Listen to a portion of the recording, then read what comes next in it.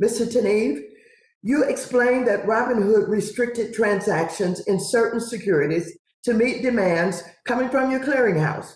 And yet, on January 28th, you represented to the media that there was no liquidity problem. Isn't it true that being concerned about having enough capital to meet deposit requirements, isn't that a liquidity problem? Or could you just answer yes or no? Chairwoman Waters, I appreciate the opportunity to address that. It's yes or no? We always felt comfortable with our liquidity and the additional capital that Robinhood raised. Please answer yes or no.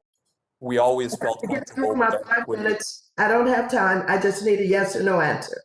I stand by my statement. The additional capital we raised wasn't to meet capital requirements or deposit So the requirements. gentleman, Excuse me.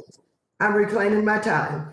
This liquidity problem had real consequences for your customers, but I wonder if they were all that surprised. Between December 2019 and December 2020, Robinhood customers experienced monetary losses due to system outages.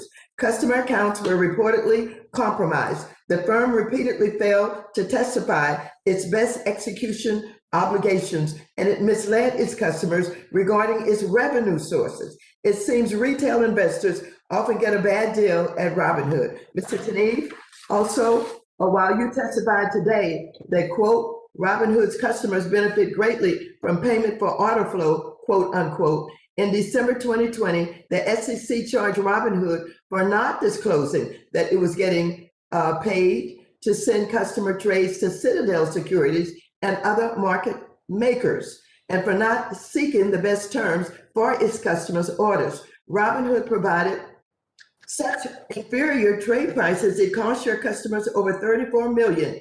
Is your testimony after Robinhood paid, is it your testimony after Robinhood paid the SEC $65 million to settle those charges, that this conflict of interest is in your customers' best interest? Yes or no?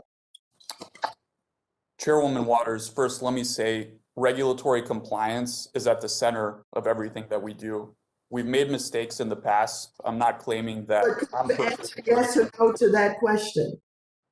So Citadel Securities is an important counterparty. Nobody's denying that. The reason that— Gentlemen, can I answer yes or no? I'm reclaiming my time. Meanwhile, Mr. Griffin, Citadel's role in this event also raises significant questions for policymakers. Citadel Securities pays Robinhood tens of millions of dollars to process trades by Robinhood's customers. This relationship gives Citadel Enterprise key non-public information as to direction and volume of trades by retail investors.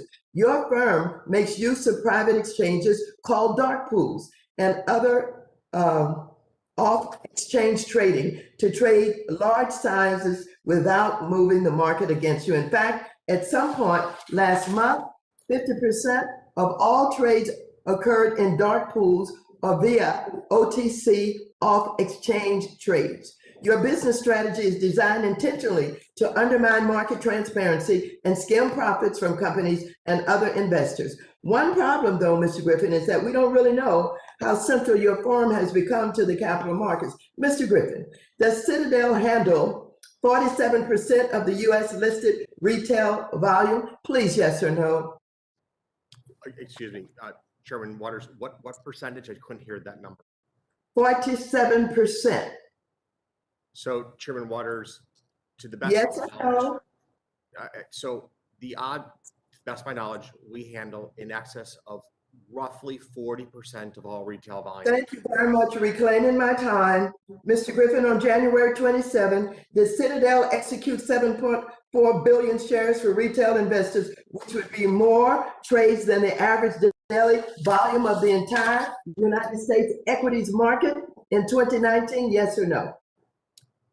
Chairman Waters, that was my written and oral testimony. Thank you very much. And with that, I now recognize the distinguished ranking member, Mr. McHenry, for 5 minutes for questions. All right, thank you. Mr.